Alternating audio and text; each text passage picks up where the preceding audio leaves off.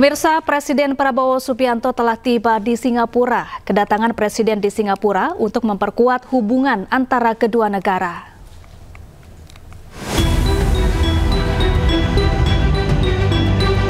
Presiden Prabowo Subianto mendarat di Pangkalan Udara Paya Lebar Airbase Singapura Minggu malam. Kedatangan Prabowo disambut langsung oleh Perdana Menteri Singapura, Lawrence Wong.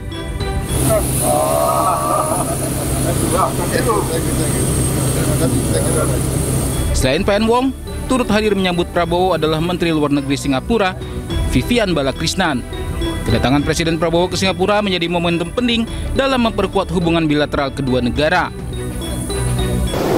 Pembicaraan-pembicaraan terkait hubungan bilateral kedua negara dan kerjasama dengan Singapura, antara Indonesia dan Singapura, itu akan kita dalami dan kita diskusikan dalam bentuk-bentuk yang lebih tangible dan konkret.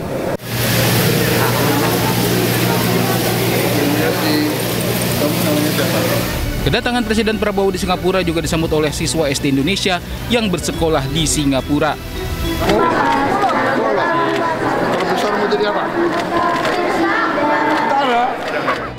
Presiden Prabowo pun sempat menyapa dan bercanda tawa dengan anak-anak. Anak-anak yang hadir menyanyikan lagu Selamat Datang untuk Presiden Prabowo Subianto.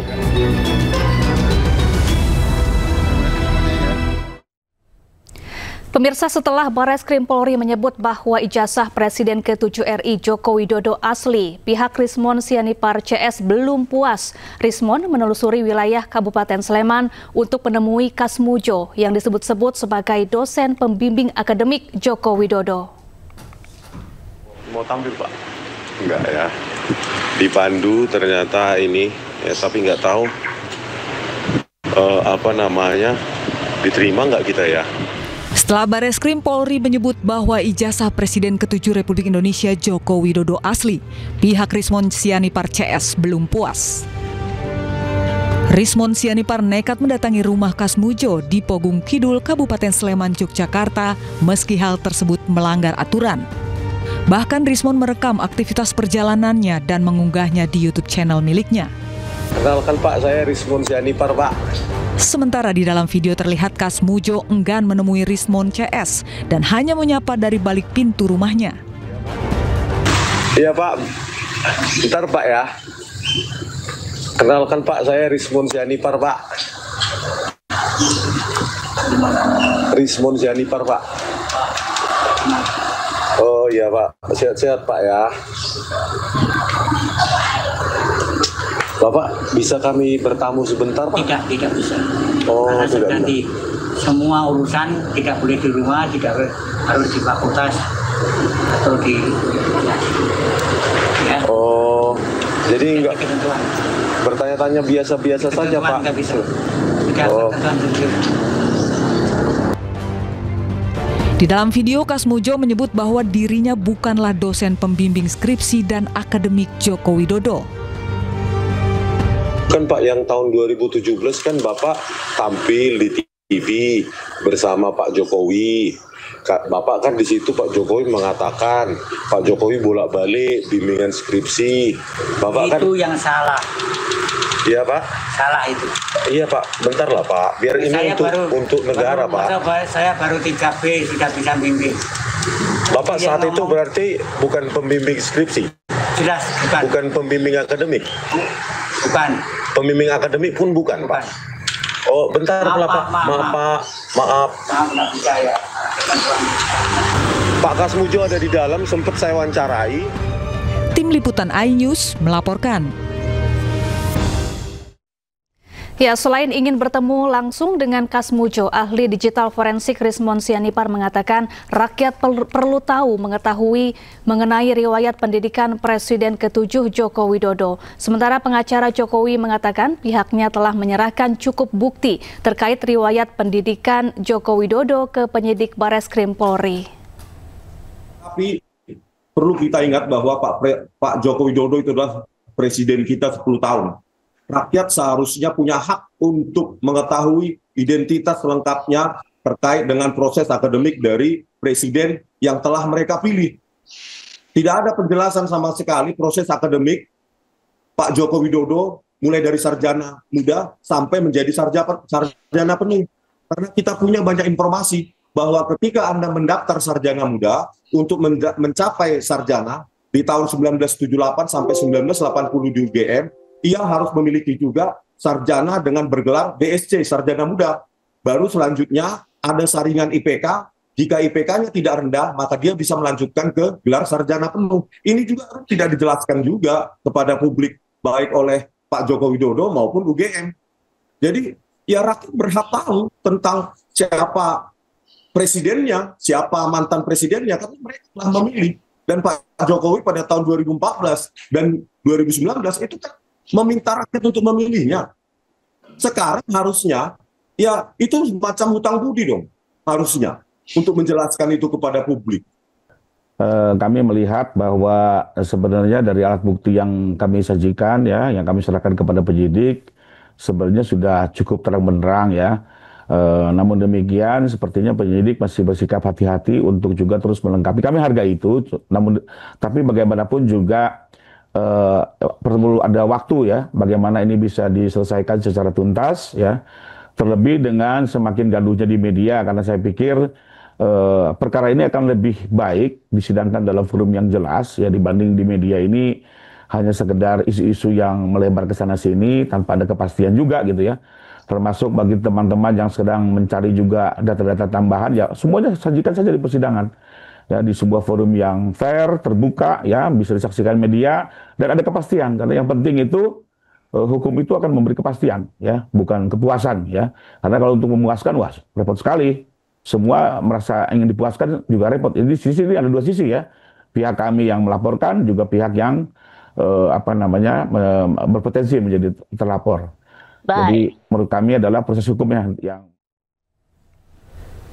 Ya, kuasa hukum Presiden ke-7 RI Joko Widodo mendesak Polda Metro Jaya segera menaikkan status kasus tudingan ijazah palsu milik Jokowi ke tahap penyidikan. Kuasa hukum juga meminta semua pihak menghentikan fitnah dan pencemaran nama baik kepada kliennya. Sesuatu yang kami yakini semakin terbukti kebenarannya. Ya. Seperti kita saksikan bersama, semua upaya hukum, proses hukum sudah dijalankan, tadi diterangkan oleh rekan Yakub, nyatanya tetap ditolak. Bahkan terakhir-terakhir ini semakin terlihat bahwa kegiatan mereka ini bukan lagi bersifat mencari kebenaran atau kegiatan akademis, karena banyak statement yang sangat terlihat bahwa ini sudah berbau politis. Di antaranya sebagai seorang peneliti melemparkan kalimat-kalimat ingin mengasingkan Pak Jokowi, ingin menusakambangkan Pak Jokowi agar tidak bisa berinteraksi dengan pejabat-pejabat lainnya. Itu videonya semua kami pegang. Ada lagi mengklaim diri sebagai peneliti, lalu mulai mempersoalkan di luar topik sosial media Pak Wapres, sampai ingin ikut bergabung memaksulkan. Sehingga apa yang kami duga 2 bulan yang lalu akhirnya terbukti. Ibarat pepatah, secepat apapun kebohongan berlari, waktu yang akan menentukan kebenaran akan terkuat. Dan sekarang itu semua semakin terbukti, ya, dan kita saksikan bersama. Karena kita melihat kondisinya sudah seperti ini, jadi apa yang dilakukan mereka ini bukan untuk mencari kebenaran. Apa yang disebut dengan kegiatan akademis juga tidak bisa dibuktikan kebenarannya, dan kita melihat ini sudah mulai membuat gaduh, mengganggu stabilitas politik. Karena itu kami sebagai kuasa hukum Pak Jokowi dalam kesempatan ini juga meminta pihak Polda Metro Jaya untuk tegas mengambil sikap menuntaskan penyelidikan yang sudah kami laporkan 2 bulan yang lalu, agar diputuskan apakah ini layak untuk naik ke penyidikan atau dihentikan. Karena kami pun sebagai pelapor memiliki hak untuk meminta proses hukum ini dituntaskan sebagaimana mestinya, dan kami yakini dari seluruh alat bukti yang sudah dihimpun, baik bukti-bukti surat, saksi-saksi, termasuk keterangan ahli, termasuk bukti petunjuk, dalam pendapat kami, laporan kami di Polda Metro Jaya layak untuk dinaikkan.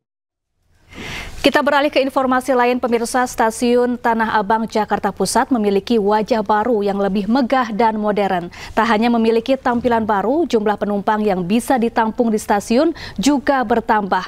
Seperti apa wajah baru Stasiun Tanah Abang? Kita terhubung dengan rekan jurnalis iNews, Jen Cahyani di sana. Selamat siang, Jen. Setelah direvitalisasi, bagaimana Stasiun Tanah Abang bisa menampung berapa penumpang dan seperti apa kondisinya saat ini? Selamat siang, Syafa dan juga pemirsa. Ya, betul sekali, setelah revitalisasi, Stasiun Tanah Abang ini memiliki wajah baru. Dan untuk saat ini, dengan wajah baru yang ada, ini bisa menampung hingga 300.000 penumpang setiap harinya. Kalau sebelumnya, sebelum dilakukan revitalisasi, hanya siap untuk menampung 100.000 penumpang per harinya, namun sekarang sudah 3 kali lipatnya.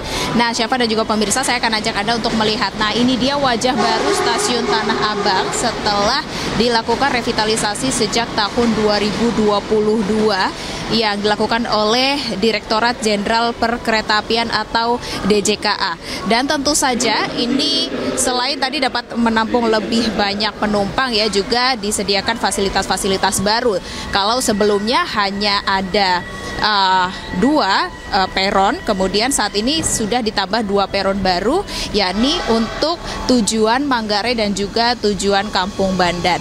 Dan tentu saja ramai setiap harinya karena Stasiun Tanah Abang ini merupakan salah satu stasiun tulang punggung, ya, transportasi di Jakarta. Dan tentu saja di sini untuk revitalisasinya sendiri ini bertujuan untuk membuat penumpang ini lebih nyaman saat melakukan transportasi, dan juga tentu saja setelah direvitalisasi ini untuk sirkulasi penumpang juga lebih tertata, ya Syafa dan juga pemirsa. Nah, mungkin saya akan tanyakan kepada salah satu penumpang yang ada di sini. Selamat siang, Mas. Boleh minta waktunya sebentar untuk iNews TV? Yeah. Dengan siapa namanya? Trio. Mas Trio, dari mana asalnya? Kalau saya dari Jawa, cuman merantau di Bekasi. Oh gitu. Ini naik KRL mau ke mana nih, Mas? Mau ke Cibitung. Mau ke Cibitung. Nah, sebelumnya sering menggunakan mode transportasi KRL ini, Mas? Sering. Ke Stasiun Tanah Abang ini juga sering, Mas? Sering banget. Pasti buat transit gitu. Iya. Nah, ini kan Stasiun Tanah Abang baru direvitalisasi, ya, Mas. Iya. Ada wajah baru nih, Mas. Nah, bagaimana tanggapannya sih, Mas, dengan fasilitas barunya? Udah lumayan bagus sih, lumayan luas juga, hampir sama kayak di Manggarai lah kurang lebihnya nantinya. Oke, berarti lebih nyaman ya, Mas? Lebih nyaman. Lebih nyaman. Ya. Nah, mungkin ada harapannya nggak sih, apa yang harus ditingkatkan lagi atau sudah cukup? Sepertinya sih udah cukup ya. Mungkin diperbaiki aja, kayak ini kan belum finishing gitu ya. Mungkin kalau udah finishing udah kelihatan lebih bagus lagi.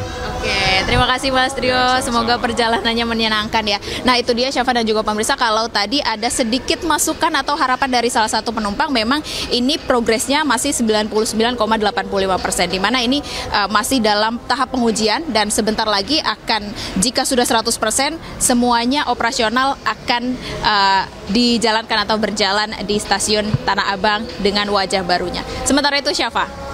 Baik, terima kasih Jen Cahyani langsung dari Stasiun Tanah Abang, Jakarta Pusat, dan selamat bertugas kembali.